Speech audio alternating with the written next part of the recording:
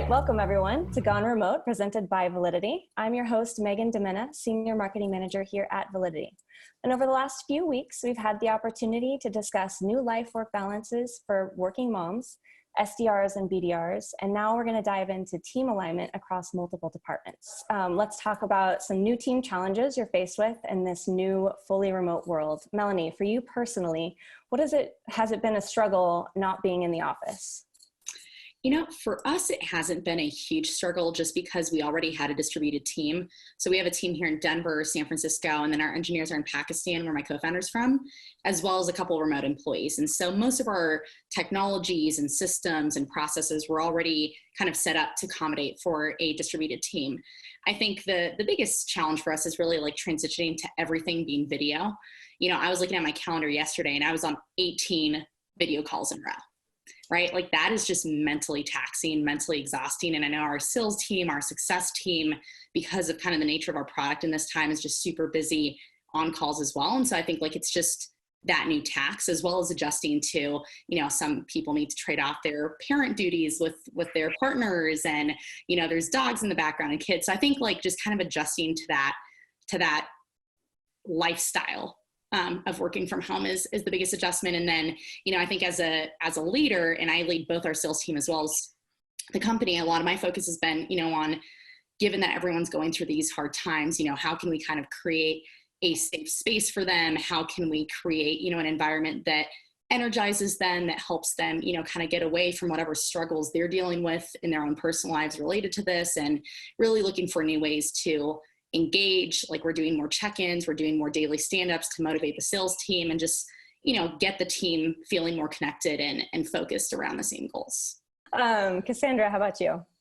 Yeah, I mean, it's an interesting time. I've always reported to remote managers basically since 2013, but I've never managed all of my team remotely. So it's sort of a whole new world there. And I think as a marketing team, we're used to tapping each other on the shoulder and just saying, hey, can you look at this? What do you think of this? It's a very sort of fluid dynamic process. And so trying to figure out how to translate all of that online, you know, can be tough, but I think luckily everyone's pretty agile. And, you know, we just try to adopt an asynchronous communication model where we're just sharing everything in real time. We have Asana to kind of, which I can talk more about later, but we have Asana to track the big projects, but really we're sharing more with each other and with the company than ever before to make sure that everyone knows what's happening and that no one is sort of wondering what anyone else is doing at any given time, especially right now when everything is changing so quickly and you might need to make marketing or messaging or whatever decisions, new ones every single day that might impact the whole company or the whole team. So just keeping those lines of communication open and you know, I'm erring on the side of over communication rather than under right now. Yeah, that's huge, over communication. I work full-time remote regardless of what's going on. And I've always found that over communicating is always a great idea. So, you know, how do you make sure your teams are aligned, since we're kind of organically talking about that anyway? Phillip, do you have any advice for ways to make sure that everyone is working towards the same goals? Yeah, I think that, you know, in my position and from my own experience, this has been a little bit uniquely challenging, only because I have 35 individuals that roll up to me, and they're in the East Bay, they're in San Francisco, they're in South Bay, and then also a team in Seattle. And the difficult part is every week, I would be out of our home base in San Francisco, connecting with the team, working hand in hand with them, and kind of uniting them in a conference room or over a session. Then I would take the opportunity to travel out to Dublin, East Bay, and work with that team over there so I can see everybody and work with everybody. What's been difficult is how can I manage my own business, but then also check in with 35 people every single week? It's truly, truly difficult. So I think what I have found is now my counterpart is even more important to be in sync with, because as long as my counterpart is on the same page as me, I can trust that this individual has time to check in with 8 people every single week or every single day possibly. I don't have that opportunity to do it with 35 people. So that's been uniquely challenging. In addition, it's also getting, so not just my counterpart that manages the team, but also somebody that is a rep on the team to become my advocate. So knowing that I can count on one of the sales consultants to be able to relay my message to the team and really rally behind and galvanize them to adhere and to follow the kind of instructions that I've laid out. So I think that's been pretty awesome, is to, now I'm getting to connect with somebody, and not just, you know, a director to a sales consultant, but really they're like my go-to person now. And I think it's great. So it's provided a lot of unique opportunities for me to partner closer with not only my counterpart, but also the consultants that roll up to us. That is fantastic. Scott, anything to add there? I think it kind of goes back to some of the stuff we've already said. Cassandra mentioned just, you know, over communication. That's huge. I would say continue to reiterate your goals. That's always a change here. It's a little different. You're not in your normal setting, but some things stay the same. Now, there's obviously going to be some adjustments along the way, and you got to continue to work through that. But, you know, delegation is key. Anything to just make yourself available and check in with folks and try to say, how do we continue to be feeling like we're all pulling in the same direction? So that alignment's key. And I think whether it's quick decisions, whether it's getting the information you need, you can't huddle in a room quite in the same way. But in another way, you kind of can pull everyone together because everyone's always sort of available in there. It's a different dynamic in a very different way. But to me, the key piece is know your OKRs, know your goals, make sure everyone understands that, give them a purpose, give them a meaning, tie all of that together, and just keep pushing forward, because as you're making progress, as you're getting things done, as you're moving the needle, that continues to reiterate, here's what we're doing, here's where we're going, here's what we need to get done. And Meagan, to add to what Scott just mentioned, I have been hearing from some of the team members that they're just getting pulled in so many different directions. They are getting so many emails from this person and this person directing them this way and this way. So, I mean, I think that we also as leaders need to take a step back and realize that they're already in a dysfunctional environment, you know, being displaced from, and having the ability to be focused at work when you're at work and only focus on that. But now they're being pulled in so many different directions. We have, again, with what Kevin said, bringing in the human aspect of this, we have to understand that they're probably getting pulled in so many different directions. And the over communication is great, but it needs to be structured over communication and prioritized communication. This is what our team needs to focus on today. Let's get this knocked out, and then tomorrow we'll face another challenge. And just to add to that, I think that using the right communication tool to communicate is super important. I think especially for teams that weren't already used to, let's say, Microsoft Teams or Slack before, it can be easy to kind of like over communicate there, right? And like communicate all day long there, where it becomes a huge distraction.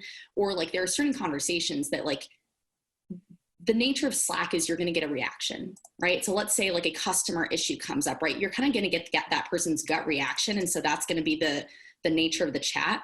And, you know, in some instances, like where we see like, hey, I need people to actually think about this and send me their thought through reflection, I send it via email so that they can actually like, okay, I read this email, I took the time to think through my response and respond, right? So anything that I want to make sure that the team reads, which is like a critical update or something like that, I use email. If it's more of like a chat message, like, hey team, like, you know, that'll be via Slack. And then when it comes to any sort of feedback that I think is going to be really valuable, I try and do it over Zoom, right? So if my team asks me a question, like right now I manage our sales team, so I sometimes review their messaging. You know, I was getting hit up by all of them asking me for feedback. I was like, hey guys, let's schedule a quick 1 hour email messaging workshop. And I did that this morning, where all of us are on the call, we're talking through them, we're using that collective intelligence. And so I think it's kind of a good time to reinforce a lot of these principles with your team, just making sure that even if it's not planned for, you're identifying like the right use of technology, the right use of communication tool, depending on what you're trying to do.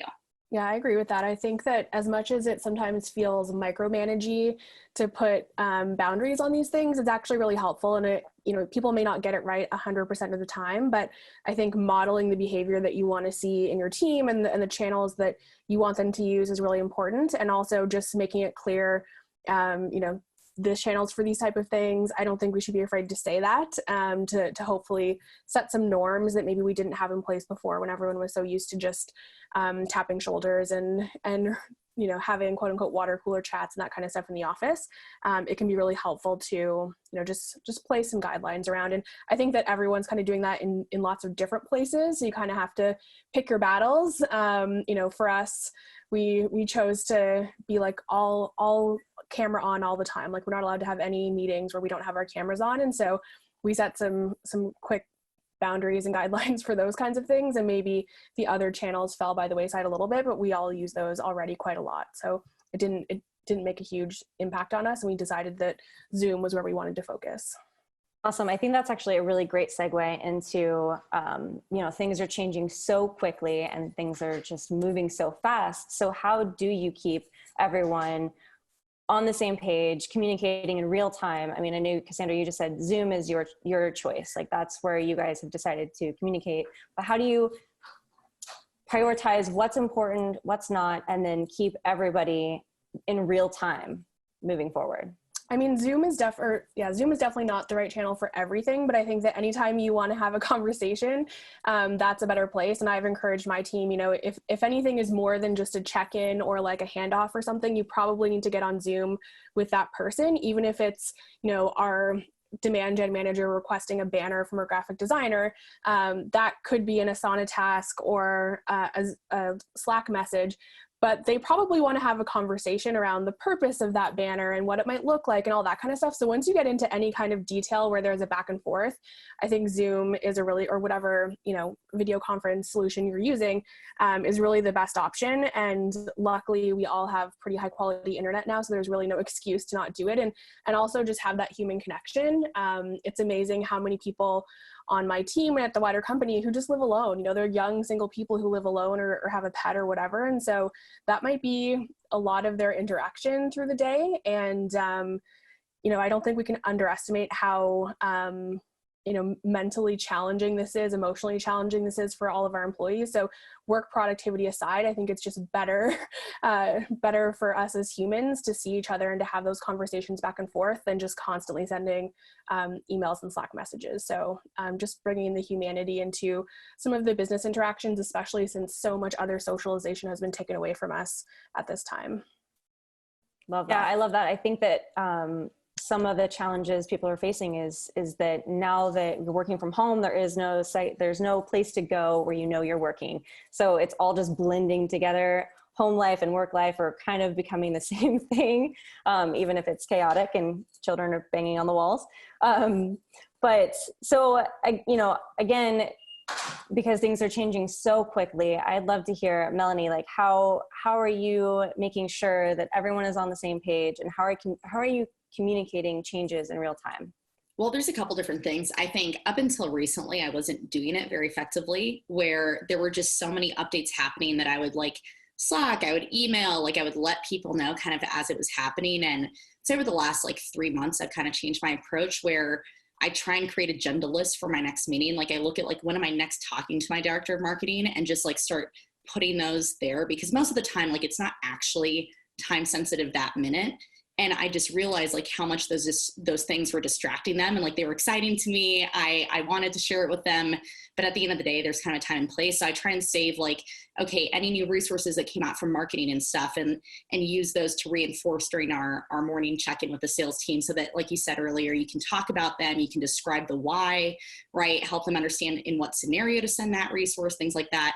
And like we actually like eat our own dog food and use our own tool a lot. We're a knowledge sharing tool. So really the goal is to centralize your documentation, make it accessible. And so we've like made it a habit as a team. And I think whether you use a solution like ours or just whatever documentation tool that you do use, I think there's never been a better time to make sure that your personas and your sales stages and your sales processes and the key fields that really impact your forecasting, right, are documented in a way, in an easy way that your sales team can access. So I've been telling a lot of our customers, you know, whether or not you have time to, or prospects even, like you have time to invest in a solution, create a centralized page where you have links to every key resource that your sales team needs right now, right? Here's our sales process. Here are 5 case studies, like whatever it is, just create a Google Doc that links out to other Google Docs, like just something simple like that can help centralize your team. And at the top, like new updates, right? And start putting it there, like just making it a habit to write some of these things down and have one place where your team can reference ensures that whether they could attend that check-in or not, whether they read that email or not, at least they know where to go to find, whatever's next. Great. All right. So let's move on to how you optimize during this chaotic time. Are there specific areas that you suggest reviewing, maybe reviewing with your teams or some processes? Scott, let's ask you this question. Yeah, I probably have an interesting response to this. And I think my first reaction is, let's make sure you don't over-optimize. Acknowledge that this is different. Understand that this is going to be a challenging time for folks. And if you dive in and you just say, how do I squeeze every small little bit of productivity out of everyone, you're going to burn folks out. And, this is a marathon. This is not a sprint. This is not occasionally work from home. You're setting up a new environment and you're working through all of this. So just realize it's different. And I think leaders are just tuned to tweak, optimize, get the most, get the best out of every situation. And in this case, it's okay to take a little bit of a step back and say, let's make the best of this, but maybe not try to just squeeze every last bit of productivity out of everyone because of what we just said. You're gonna work different hours. You're gonna think of this differently. You're gonna work through all of these things in a very different way when you're at home. And here I am, I'm sitting in my bedroom because that's what I got, for my home office. It's that sort of thing. It's different. And it's hard to take that break and step away from work. So when I think of that, I say that's probably the first thing is don't overdo it. Don't assume you're somehow going to be better because you work from home. We all have offices for a reason. We aren't permanent remote businesses because there is a side of you get that optimization from being together. Now, that being said, I think that the right thing to do is just to try to set the right expectations and to remove roadblocks and to just say, how can I be helping here? And there is that side of, as a leader, I kind of say, just be like a good human being. I know that's the humanity thing and all that comes through, but it's okay to ask people how they're doing. And it's okay to actually mean that. It's not like, hey, how are you? Kind of saying hi. No, how are you? How are things? How are you doing? There's so much stuff that's going on in everyone's life. And just be aware of that and understand that every person's going to be a little different. So try to have that individualization that comes into play. Know that there are going to be some folks that they may love this. I know a lot of folks who say, this idea of quarantine, this is like my paradise. I don't have to go out and interact with folks. And I like to just sit back and do my own thing. And then there's other people that they need that interaction and they need that back and forth, and it's really hard. And then there's all of the other distractions that come into play. So my view on optimization is get to know your folks, set the right expectations, do everything you can where everyone's going to have their own roadblocks along the way.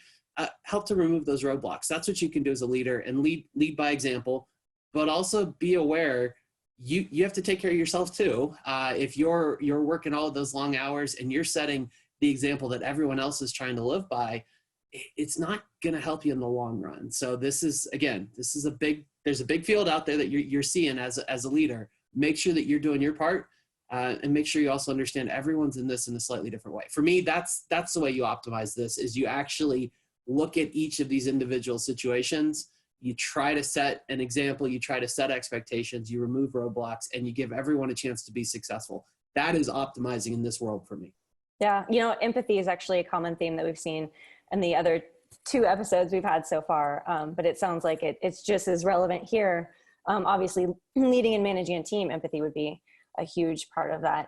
Phillip, any thoughts about how to optimize? Yeah, I mean, our industry is pretty unique. We're dealing, we sell to CEOs, CFOs, VP of HRs.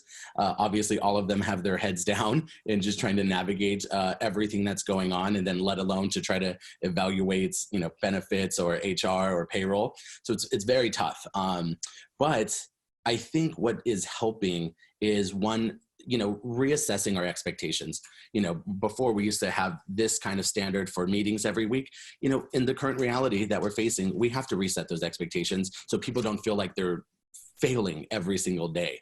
And then also giving them the motivation to know that other companies do still want to talk about this and have to talk about this.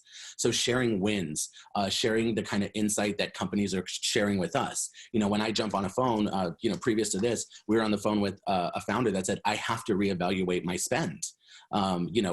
We have to cut costs in any way possible, whether that's benefits, whether that's consolidating vendors. So just reinforcing with our reps, our sales team, with our teams, our value prop is stronger more now than ever before, and giving them that motivation, giving them that confidence and the conviction to make sure that when they do send an email, that it's valid, that it's hitting what the founder or the CEO or the CFO needs to hear. And then obviously giving them an opportunity to also opt out. Say, you know what, this is a great conversation for another time, but at this time, I just have to keep my heads down. I mean, all of us are being thrown in so many different directions. Companies' revenues are taking a massive hit for some industries, and they're just trying to figure out how to keep the lights on. And I think that we have to be cognizant of that as well. From a leadership standpoint, we can't expect our team to be functioning like they would pre-COVID. It's just not a reality, and it's going to impact business and it's going to impact results, and we have to understand that and then be empathetic towards our teams. Great. Well, let's jump real quickly. We've mentioned a few tools: Jira, Slack, Zoom. Are there any tools, like, I guess if you had to list one tool that just keeps you running right now, what would that be? And we'll just go around. Cassandra, let's start with you. Sure. I'll start with Asana. We use that for our major project management.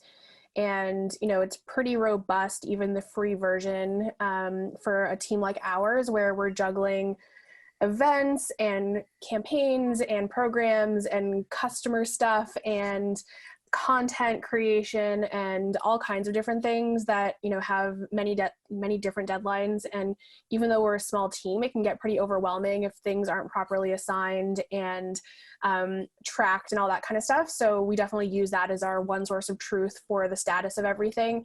And then anything else that's communicated through Slack or in our team meetings over Zoom is more of like an FYI or a discussion. And if someone forgets to update Asana, we just politely remind them, like, great, but please put this in Asana so that we can reference that right now. And it's also a business continuity thing, right? It's sort of an unpredictable time. And so you need to make sure that, if you end up losing some people, which I think some companies absolutely will if they haven't already, you need to make sure that everything that your team is working on is tracked somewhere so that you can recover that and, lessen the impact on the customer experience and the employees that are left. Make sure they know that everything is covered and that nothing falls through the cracks as you're just trying to, adapt to this crazy time. It's funny because even before this was all happening, we were going through a big messaging exercise where we were elevating from just tool training to more general enablement. And so for us, the tool that's been really critical is Chorus. It's a conference like recording software. So basically, if you're on a call with a prospect, you add it to your call and it records and transcribes your calls. But it's more so a coaching call. So what's really great is that I can go in and listen to my team's calls and like comment on specific areas in the call where like they might not have handled that objection correctly, or like I felt like they could have gone into that pain a little bit more. And so it allows me to like leave comments and interact. And then for us, going back to what you said, Cassandra, sharing wins as well. Like we can, like, we had one of our customers the other day, say something amazing to our director of customer success. So he took that snippet and put it in our wins channel so that all the sales team could see like, hey, see how this is like changing like the way that our customers operate. They said that they couldn't, have gone through this without us. Like, this is the kind of reinforcement that you guys need to then take that to customers. And so really focusing on that. So it's made me realize just how many different ways we use that tool, both from like an engagement standpoint, coaching, and just also so that our teams can go back and like before their next call with the prospect, if, it's an enterprise and a couple months have gone by, they can go back and like actually re-listen to that call and listen for anything they might've missed in their notes in Salesforce too. So huge fan. Great. Phillip, how about you? Yeah, definitely a huge fan, of course. I've known about them for quite some time. Our team doesn't use it, but I'm familiar with them. I would just say my vice president for industry, he is a big fan of Teams and Microsoft, and it's been a great way to kind of connect. We have 150 technology reps that go out and sell to tech companies. So it's been a great way to engage with one another. We're doing like little challenges, tell us how your week has been. And because we're all across the country. So it's really good for us to be able to connect. I think it shows one team.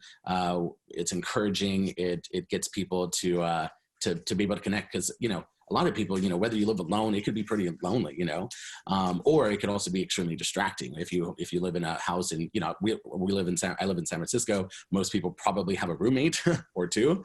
And if everybody's working from home, it gets distracting and you don't really get to connect with your team. So Microsoft Teams has been pretty cool and a great way to keep connected with our teams. Great. Scott, how about you? I think we must be the oddball. So we don't use Google Suite. We're using the Microsoft version, which is great. And we use that a ton. We aren't using Chorus. We're using Gong as our recording. Lots of things here. We aren't using Microsoft Teams, so we're using Slack.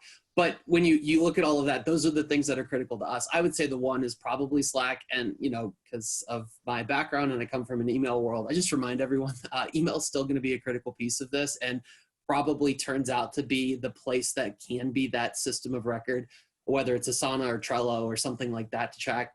Absolutely get it. We use Jira for all of our development work and as we're working through our backlogs, but there still has to be that record. And I think that's probably the big thing here. When you move things to Zoom, you need to still have that follow-up. Like, just because you're on your computer and having that conversation, you got to find a place that you're going to have that communication. So whether that's following up, Slack has a little bit of that record, but email is a good way to document this, and putting that into a team room and having that on your Google Drive or having that tied back to your Asana board. All of that, I completely agree with. I think it's hard to name one, but if I had to name one for us right now, it's Slack, and getting a 500-person team to adopt that in a different way. That's been the thing that helps keep this all together. Great. All right. Well, we are out of time, but if there are any final thoughts, I'd love to hear from anybody. Just jump on in. Any final thoughts about leading a team in this environment? Yeah, I think ruthless prioritization is really important right now. There's no time or space for random little projects that may not be important. I think you really need to let your team know what the top 1, 2, or 3 things that they can be working on is, and let them know that it's okay for other things to drop right now. Making that space for whatever it is in their life that isn't normal right now, whether it is their family bothering them or roommates or just, feeling stressed about things and having a lot of anxiety and being less productive as a knowledge worker because everything is kind of inside your head right now. So if they know that they're working on those things and those are the most important things to the business right now in the short term, then I think that just makes them feel a bit more engaged and like they're actually having an impact right now with the work that they're doing, rather than just sort of poking around here and there, not really sure if they're focusing on the right things. And, am I doing everything I could be doing? Like, people just have a lot of anxiety about this stuff. So making it super clear to them and just say, if you're working on anything, it's this. And if you want to do this other stuff as a mental break or whatever, okay, but let's make sure we're hitting 1, 2, and 3 really, really well. Let's do the small list of things exceptionally well, and everything else, just forget about it. We don't want to do like everything in a mediocre way right now, because it's just going to make people feel bad. And I think it's going to have less of an impact on the business. Different angle that I don't know that we've quite talked about, but just something also to remember. It's okay to show a little vulnerability. I think that's important to remember through all of this. I think at times leaders feel like they have to be that strong rock that everyone can attach to, but everyone's going to have that moment where they have a little bit of a meltdown, where they lose their patience, where they have that I just got to step away from this, and acknowledging that and being comfortable to talk about that. It's not just an empathy thing. It's actually showing you have that too. And I think that vulnerability side is going to be critical. So it's not seen as, this doesn't impact you. It impacts everyone. So just remember that along the way as a leader.